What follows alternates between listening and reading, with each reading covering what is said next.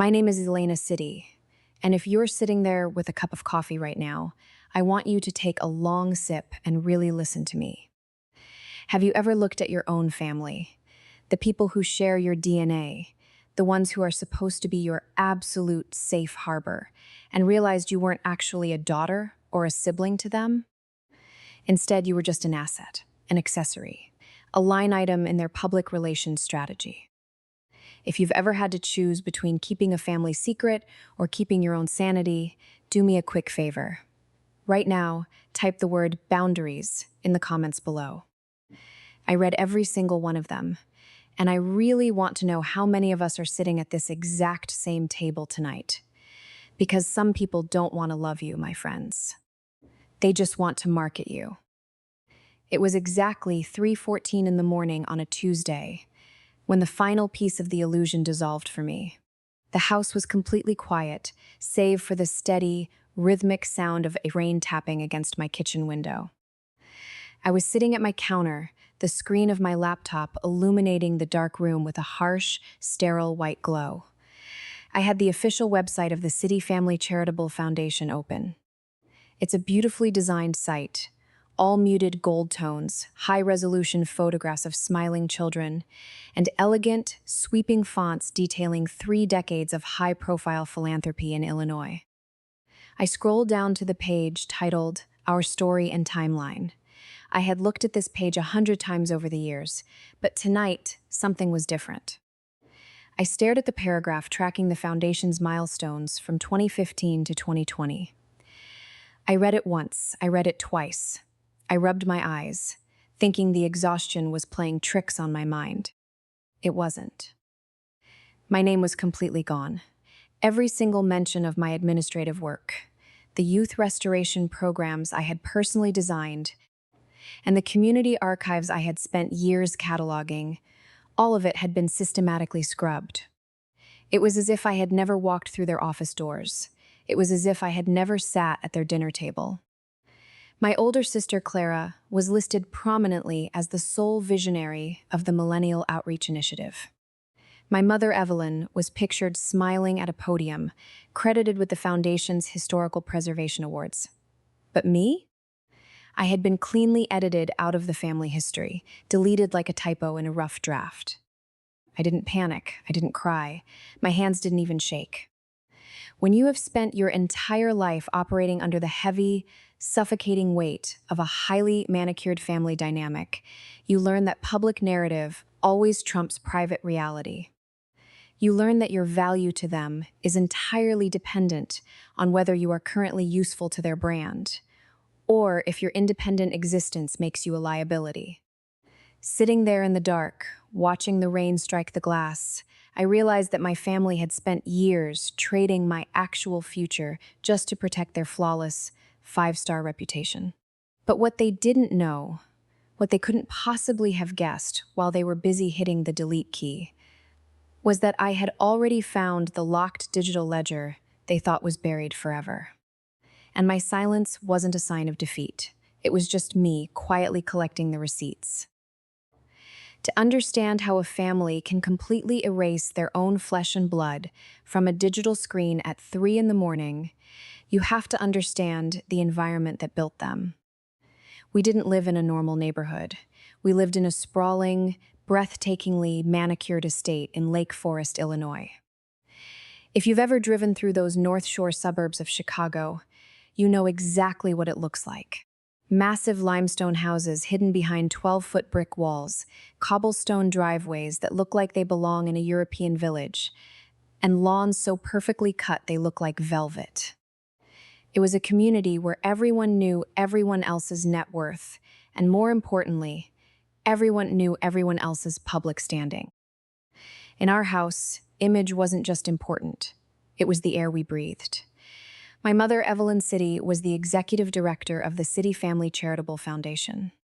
She was a woman who never had a hair out of place, whose voice never rose above a cultured, elegant murmur, and who treated our family dinners less like a time to connect and more like a quarterly board review. She didn't look at me or my sister Clara as daughters. She looked at us as representatives of her life's work. Clara, who was 3 years older than me, understood this framework perfectly from the time she was a child.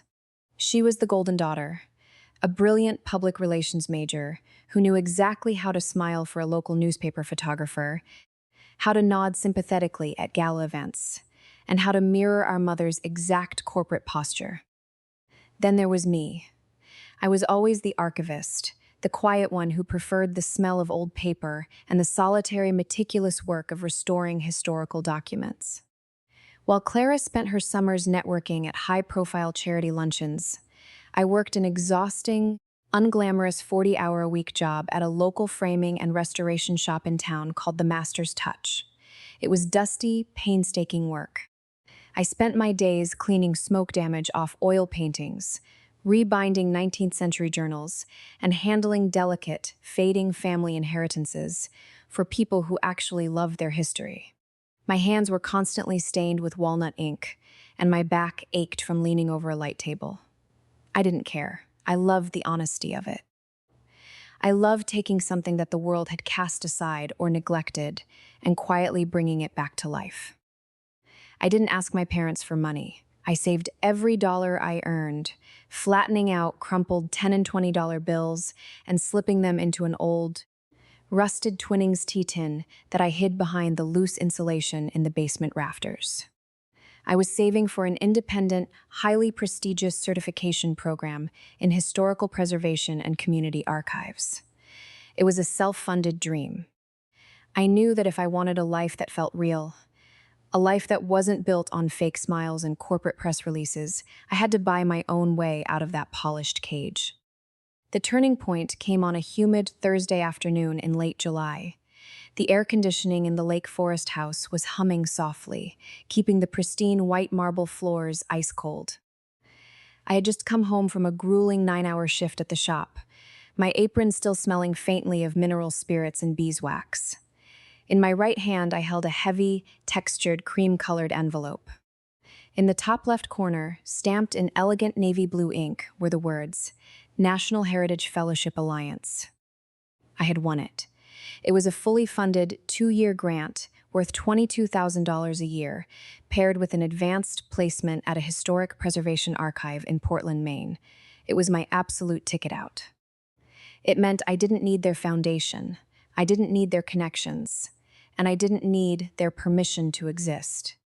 My mother was sitting at the massive mahogany island in the kitchen, checking her iPad while sipping an iced matcha latte. Clara was standing near the sink, casually holding a crystal water glass, her eyes scanning a marketing brief. My heart was pounding against my ribs as I stepped into the room. I laid the envelope down on the pristine stone counter right between them. I got the fellowship, I said, my voice quiet but steady. I leave for Maine in 3 weeks. My mother didn't jump up to hug me. She didn't smile. She slowly reached out, picked up the envelope with 2 manicured fingers, and slid the letter out.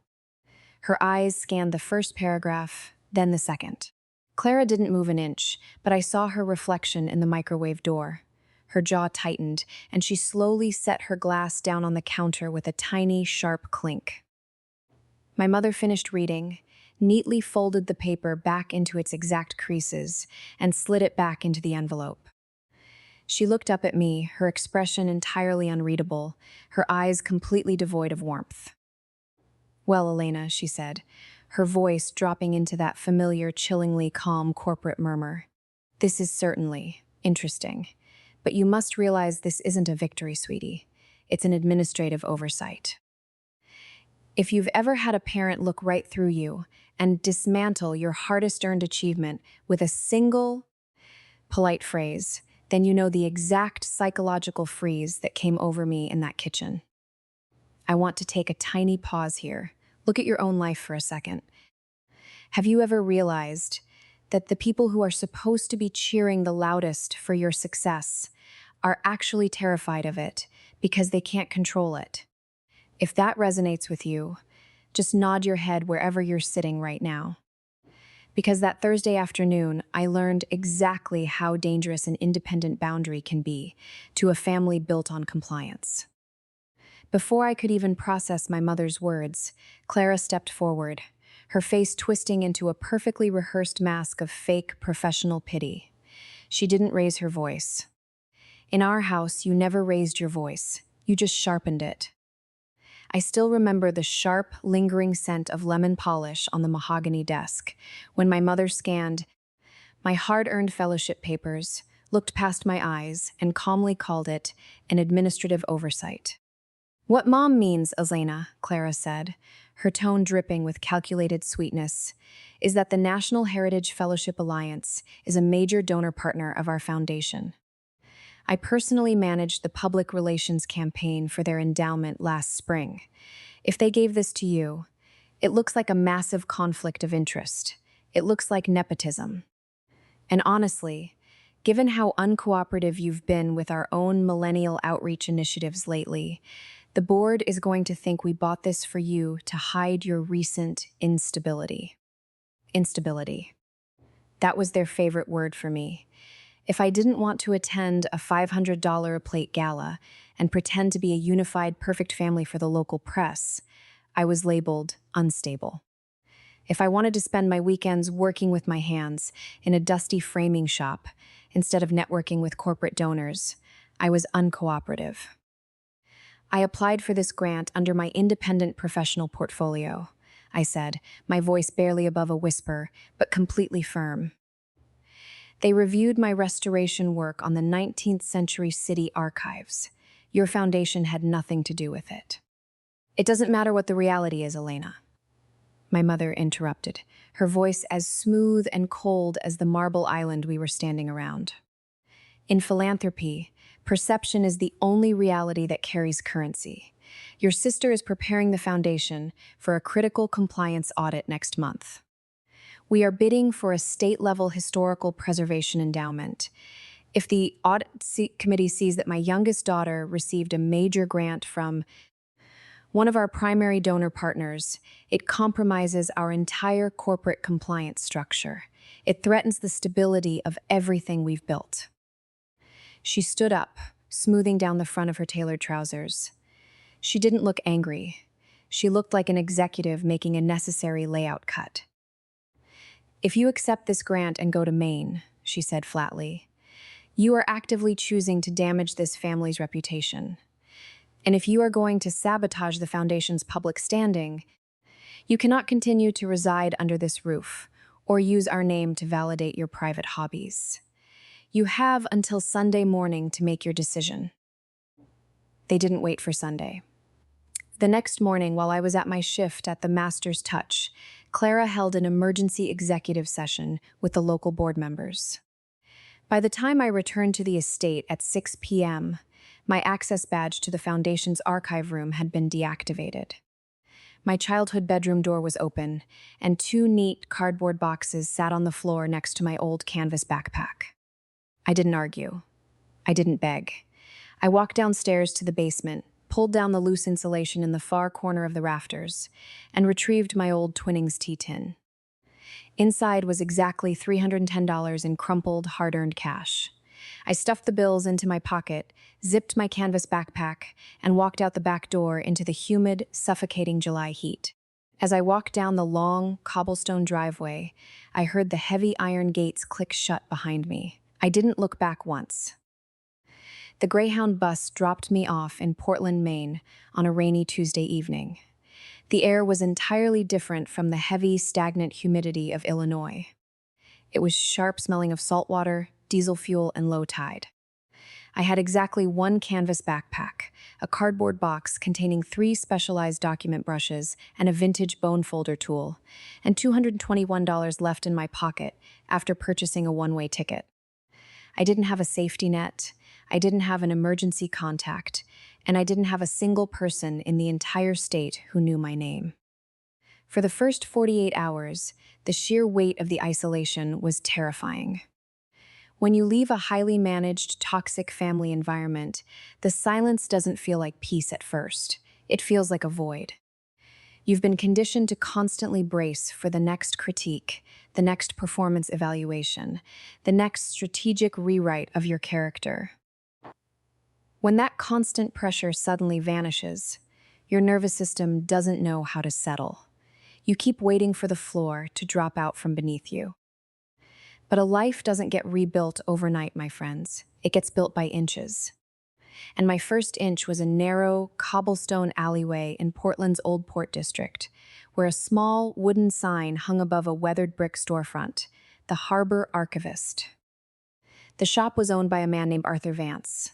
Arthur was 64 years old, wore faded canvas aprons covered in dried paste, and had large, calloused hands that had spent 40 years restoring water-damaged logs from 19th century whaling ships. He didn't care about my family name. He didn't care about the Lake Forest social circles or how many charity galas my mother had chaired. On my first morning, he handed me a severely deteriorated, leather-bound merchant ledger from 1874 that had been sitting in a damp basement for half a century. The pages were fused together by mold, the spine was completely fractured, and the ink was flaking like ash. Fixing something like this isn't about making it look brand new, Elena, Arthur told me as he adjusted his magnifying visor. He spoke in a slow, deeply grounded New England cadence that instantly calmed my racing thoughts. Any amateur can slather on some glue and make a cover look shiny. A true archivist honors the cracks. You stabilize the damage, you reinforce the spine, and you let the history speak for itself, scars and all. When you hide the damage, you're just telling a lie. Those words hit me right in the chest. I sat at that oak workbench for 8 hours a day, using a specialized micro spatula to separate pages that hadn't seen the light of day in over 100 years. I breathed in the scent of wheat starch paste, archival tissue, and ancient leather. Arthur paid me $14 an hour, which was just enough to rent a tiny, drafty studio apartment above a bakery 3 blocks away. The apartment was incredibly sparse. The radiators clanked loudly through the night. The linoleum floors were peeling at the corners, and I slept on a twin mattress I bought from a thrift store down the street. But for the first time in my 23 years of life, when I closed that door and turned off the lights, I was completely safe.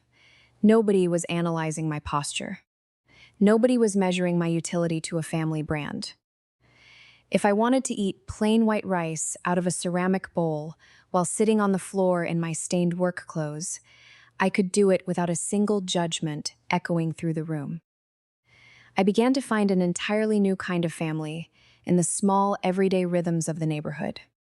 The baker downstairs, a warm, boisterous woman named Maeve, would leave a brown paper bag with a day-old sourdough loaf on my stairs every Friday evening. The elderly man who ran the hardware store next door would always save old wooden toolboxes for me, refusing to take my money when I tried to pay for them. I was learning that human connection didn't have to be transactional. It didn't have to be a performance. True safety was found in the quiet, unvarnished corners of the world where people saw you precisely as you were and didn't ask you to change a single detail. By the time winter rolled into Portland, turning the cobblestone alleys of the old port into slick, salt-crusted sheets of ice, my life had settled into an absolute baseline of survival. I was working 45 hours a week at the archival shop, and my hands had grown strong from handling heavy, ancient oak bindings. But it was on the first Tuesday of November that a strange anomaly entered my carefully structured world.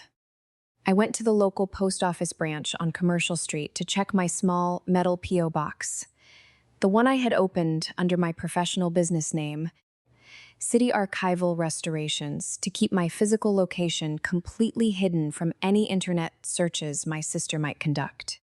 Inside the box was a single, plain white business envelope. There was no return address. There was no handwritten note inside. There was only a clean, crisp cashier's check issued from a small, independent community bank in a tiny town called Eldon, Iowa. The check was made out exactly to Elena City. The amount was precisely $75.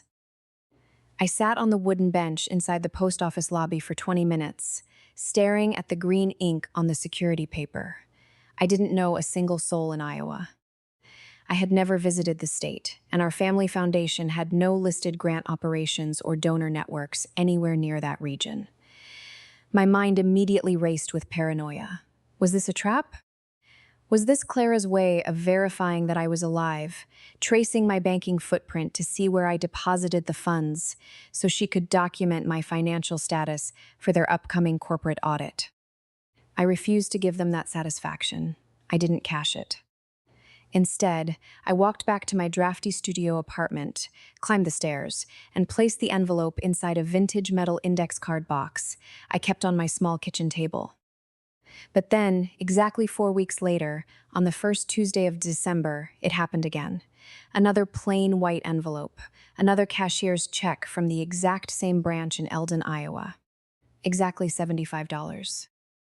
For 4 straight years, with an almost terrifying clockwork precision, that envelope arrived every single month. 36 months, then 48 months. It became a silent living rhythm parallel to my own growth. I never touched a single dollar of it for my living expenses. I didn't use it for rent, and I didn't use it to buy groceries, even during the lean winter months when the heating bills for my studio apartment doubled, and I had to sleep under 3 layers of wool blankets just to keep from shivering. Instead, I made a strict psychological deal with myself. If someone out there in the dark was throwing me a lifeline, I was going to convert it entirely into the physical infrastructure of my independence. Every 3 months, I would take the accumulated checks to a local credit union, cash them, and immediately spend every single penny on highly specialized, top-tier professional restoration equipment. I bought German-engineered microspatulas, archival-grade light tables, vintage brass book presses, and premium organic wheat starch polymers. I was systematically transforming an anonymous mystery into the raw, unyielding tools of my trade. I was moving completely away from the raw, reactionary heartbreak of my eviction, shifting steadily into a state of deep, cold, objective observation. I stopped checking my sister's public social media profiles. I stopped looking at the foundation's press releases. I was training myself to become an absolute ghost to their system. I still remember sitting on the bare, cold floor of my first drafty studio apartment during that first winter, opening a brand new composition notebook, and writing 3 absolute rules in the upper margin of the very first page. Do not explain. Do not argue. Just watch. If you're listening to this right now, and you're currently in that agonizing, painful phase where you've just cut ties with a toxic environment, I want you to write those 3 rules down in the comments below. Do not explain. Do not argue. Just watch. Type it out right now as a contract with yourself. Because the moment you stop offering your energy to people who only view you as a resource, you reclaim the absolute power of timing. You stop being the target and you become the mastermind. Fast forward 5 years. By the spring of 2026, the quiet life I had built by inches in Portland, Maine, had grown into something formidable. I wasn't just a helper in Arthur's shop anymore. I was a fully certified, independent historical archivist. My specialty was the restoration and digitization of complex municipal records, and my business, City Archival Restorations, had quietly developed a stellar reputation among academic circles. Just a month prior, a prominent national design and heritage publication had run a multi-page profile on my work, complete with a stark, striking portrait of me standing beside a 200-year-old press, my hands resting confidently on the oak frame.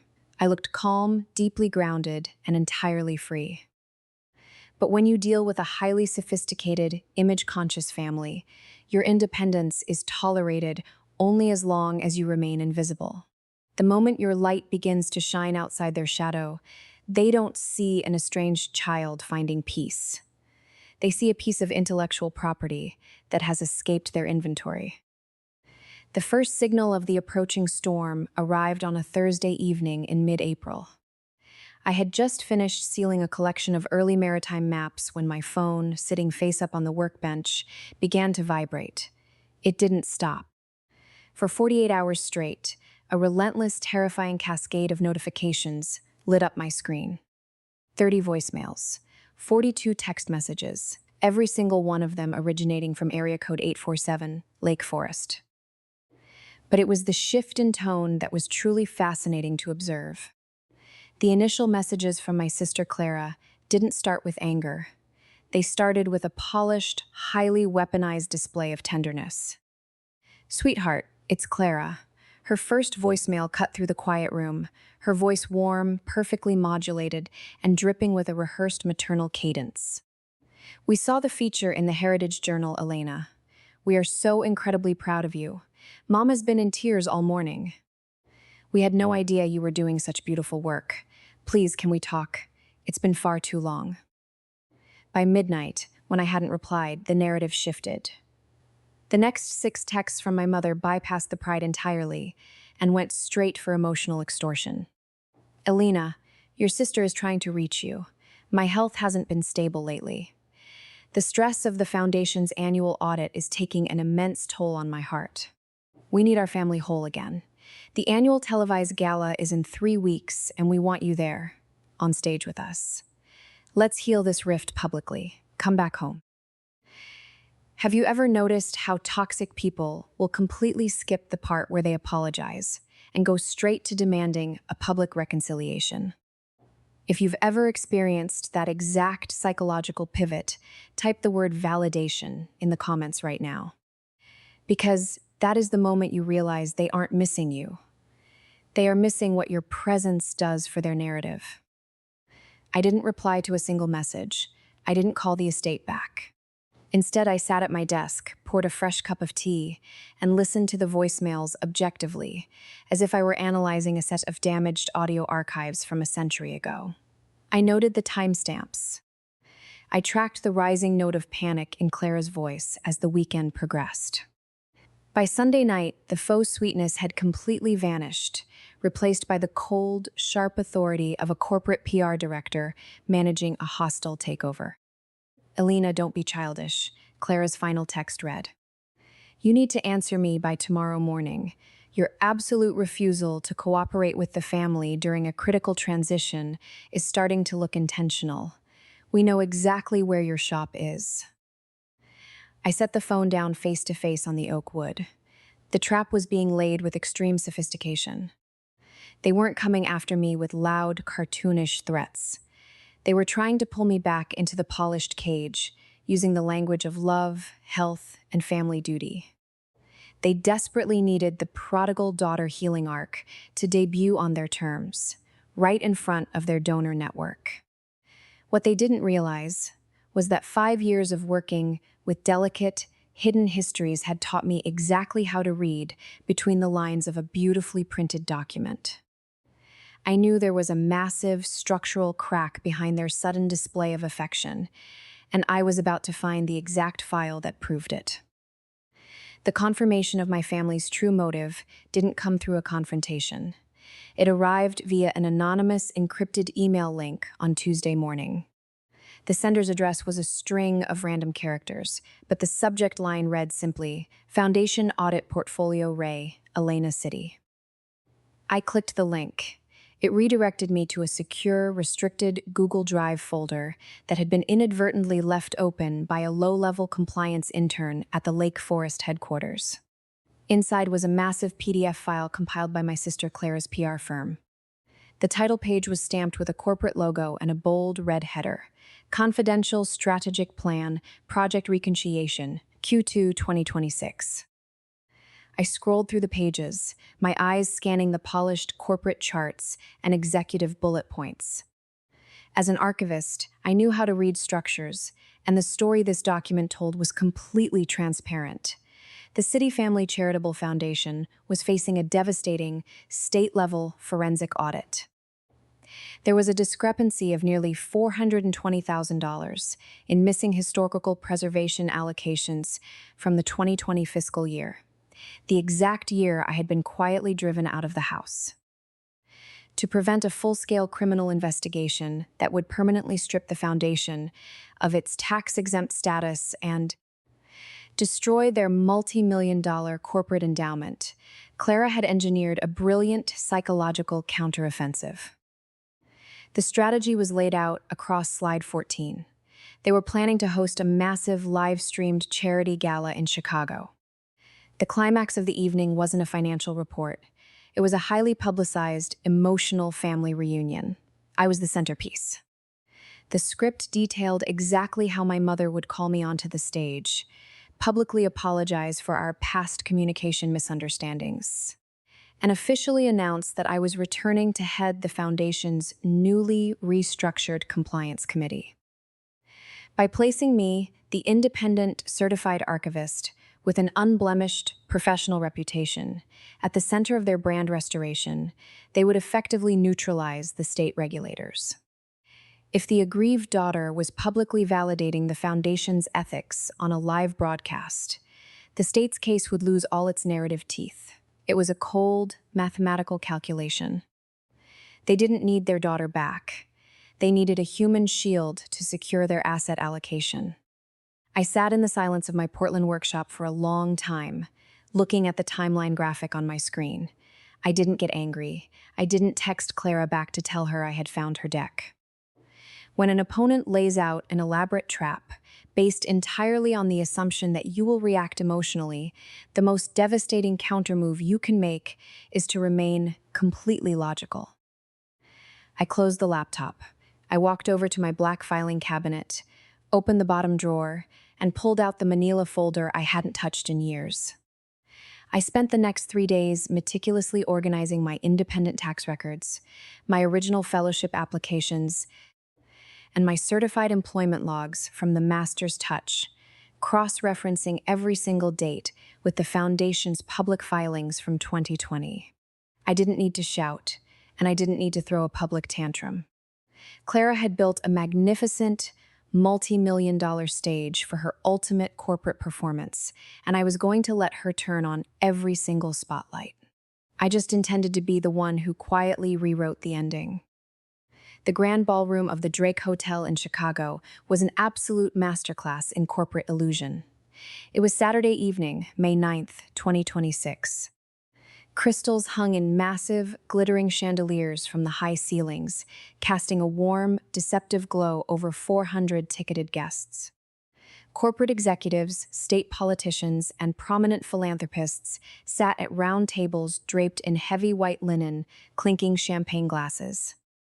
The annual City Family Charitable Foundation Gala was being live-streamed on 2 major regional networks, and a crane camera swung smoothly across the room to capture the polished, high-profile crowd. My sister Clara was in her absolute element. She was wearing a stunning, tailored emerald gown, her hair swept up perfectly, a sleek wireless microphone clipped discreetly to her collar. She stood near the main stage, laughing elegantly with a state representative, while a small camera crew from her PR firm tracked her every move. My mother sat at the center head table, smiling her practiced, benevolent smile, nodding gracefully as donors leaned in to offer their compliments. They thought they had orchestrated the perfect evening. They thought they had backed me into a corner with their wall of voicemails and emotional appeals, assuming that if I showed up at all, it would be as the desperate, broke daughter stepping onto the stage to accept their public forgiveness in exchange for a steady paycheck. They didn't see me enter through the side doors at exactly 7:15 p.m. I wasn't wearing an evening gown. I wore my sharp, navy professional blazer, my hair pulled back into a practical knot. And I wasn't carrying a clutch. I had a slim, black leather document portfolio tucked firmly under my right arm. More importantly, I wasn't checking in under the name Elena City. I was there as an invited independent consultant, representing the compliance board of the Midwest Heritage Endowment Group, the Foundation's single largest corporate donor. At exactly 8:10 p.m., the house lights dimmed, and Clara stepped up to the main podium. The large projection screens behind her lit up with a video montage of the family's philanthropic history. Tonight is about restoration. Clara's voice resonated through the state-of-the-art sound system, warm, clear, and perfectly modulated to evoke maximum emotional impact. It's about honoring our past while healing the gaps in our story. And speaking of restoration, we have a very special, unscripted surprise tonight. Many of you know that my brilliant younger sister, Elena, has spent the last 5 years in New England, becoming a celebrated historical archivist. Tonight, she has come home. Elena, If you're in the room, please come up to the stage. Mom and I want to welcome you back into the heart of this foundation." The spotlight swung instantly toward the center aisle, searching the tables. Clara leaned forward, her face a mask of loving public expectation, waiting for the viral, tear-jerking reunion shot that would save their tax-exempt status. I didn't walk down the center aisle. I didn't step into the spotlight. Instead, I walked calmly up the side mezzanine path and stepped directly toward Table 1, where the Chief Compliance Officer of the State Regulatory Board and the Executive Director of the Endowment Group were sitting. The room fell into a confused, heavy silence as I stood beside their table. I opened my black leather portfolio. Without saying a single word, and without making a scene, I placed two neat, professionally certified folders directly onto the table between the two executives. Inside those folders were the verified forensic timestamps of my independent restoration work from 2020, paired with the internal corporate slide deck titled Project Reconciliation that Clara's firm had generated. It was the absolute, unassailable mathematical proof that the foundation had fabricated my past involvement to cover up their missing $420,000 allocation. The compliance officer adjusted his glasses, opened the folder, and scanned the first 3 pages. His jaw tightened instantly. He looked up at me, then looked toward the stage where Clara was still standing, her microphone picking up the sound of her increasingly shallow, panicked breathing. He signaled to his assistant. Within 30 seconds, the executive director of the endowment group stood up, walked to the sound booth at the back of the room, and gave a sharp, downward slice of his hand. The live stream monitors instantly cut to a generic corporate logo screen. The stage lights flashed white, and the crane camera stopped tracking. Clara stood behind the podium, her hands gripping the edges of the wood so tightly, her knuckles turned white. She looked across the ballroom, her eyes finally finding me standing calmly in the dim light of the mezzanine. The mask had completely slipped. She realized in one horrific, silent second that she hadn't trapped me at all. My 5 years of silence hadn't been a retreat. It had been an unyielding, methodical preparation. I hadn't come to save their stage. I had come to dismantle it. The fallout from that evening was swift, quiet, and completely devastating to the illusion my mother and sister had spent 30 years constructing. Within 48 hours of the gala's feed cutting to black, the Midwest Heritage Endowment Group officially rescinded their multi-million-dollar funding agreement. By Tuesday morning, the State Regulatory Board initiated a formal compliance freeze on the foundation's assets. Clara's high-profile public relations firm quietly removed the City family name from their client list, and the pristine, gold-toned website that had once cleanly erased my existence went completely offline. At 6:31 a.m. on Tuesday, my phone lit up with a final voicemail from my mother. Her voice was no longer a cultured, elegant murmur. It was tight, small, and completely hollowed out by bitter resentment. "You've disgraced this family before the entire community, Elena," she said, her words dropping into the quiet of my Portland apartment like cold stones. "God help your selfish soul. Do not contact me or your sister ever again." She didn't call back. And for the first time in my 31 years of life, I realized I didn't owe her a response, because dignity needs room to breathe, and that room simply does not exist inside the house that broke you. It only exists inside the house you build for yourself. But the most beautiful, tear-inducing piece of this entire journey didn't come from the exposure of my family's corruption. It came at 11:02 a.m. that same Tuesday, when my phone rang from an unrecognized Iowa area code. I answered on the second ring.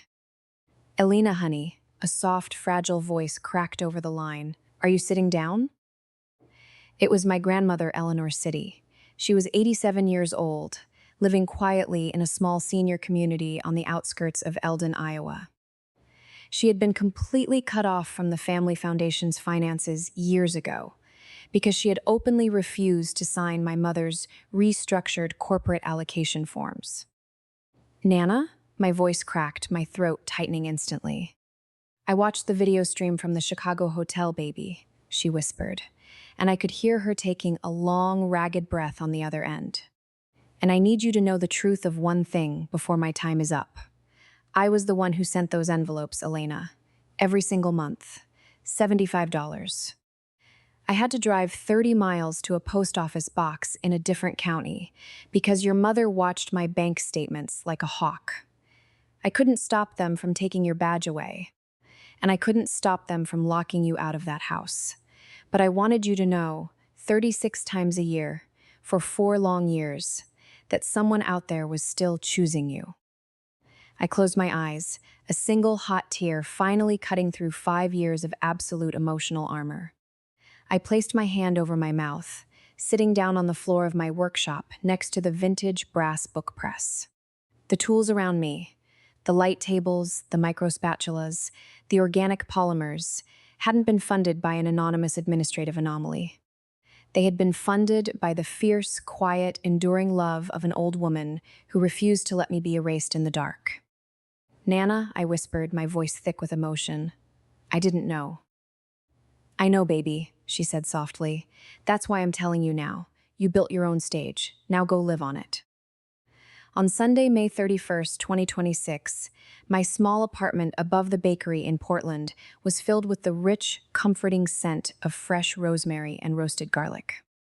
The long wooden workbench in the center of the room had been cleared of historical documents and covered in a thick, mustard-colored linen tablecloth.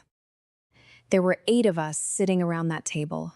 There was Arthur Vance, 64, still wearing his favorite brown cardigan. There was Maeve, the baker from downstairs, laughing loudly as she passed a massive bowl of handmade pasta. There was my niece, Sophie, Clara's 15-year-old daughter, who had quietly packed her bags and moved into her father's home full-time after the gala, refusing to live inside her mother's corporate brand any longer. And sitting right next to me, her fragile hands resting warmly on mine, was my 87-year-old grandmother, Eleanor, whose flight to Maine I had proudly paid for with the proceeds of my own archival business. My old canvas backpack, the one I had walked out of the Lake Forest estate with back in 2020, containing nothing but a change of clothes and a rusted tea tin, was hanging on a wooden hook by my apartment door. I never emptied it, and I never threw it away. Every Sunday, as my newfound family sits around the table sharing a meal, I look over at that worn canvas strap. It doesn't remind me of the eviction anymore. It reminds me that those 5 long years of absolute silence weren't a punishment, and they weren't a retreat. They were just a quiet, methodical preparation for a life that was finally worth waiting for. If you finally found the courage to release a toxic family situation, instead of breaking yourself trying to fix it, do me a favor. Tell me your turning point in a single line in the comments below. Not the whole story, just the exact moment you realized you were allowed to walk away. Let's read each other's victories tonight.